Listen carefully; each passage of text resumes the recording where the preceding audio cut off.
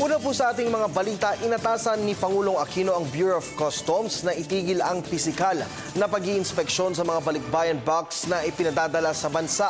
Ito'y matapos pong pulungin ng Pangulo sina Finance Secretary Cesar Purisima at Customs Commissioner Alberto Lina.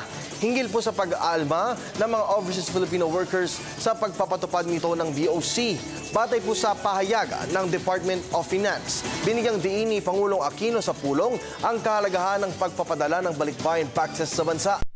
Pagpapakita po ito ng pagmamahal ng mga OFW para sa kanilang mga kaanak.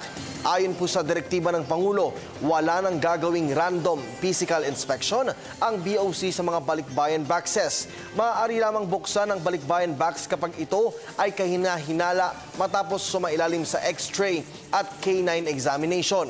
Inuutos din po ni Pangulong Aquino na kung bubuksan man ang balikbayan box ay dapat mayroong kinatawan mula sa Overseas Workers Welfare Administration o OWA, opisyal mula sa OFW Association. Dapat din ay may CCTV monitoring sa lugar na pag-iinspeksyonan. Batay po sa pahayag, mahigpit ding direktiba ni Pangulong Aquino na usigin at parusahan ang sinumang empleyado ng BOC na mapapatunayang lalabag sa mga protokol. Ayon po sa Finance, sa pamagitan po nito ay tiwala silang matutugunan ang pag-aalala ng publiko kasabay po ng pagpapabuti sa kapasidad ng pamahalaan na tuparin ang obligasyon nito sa taong bayan.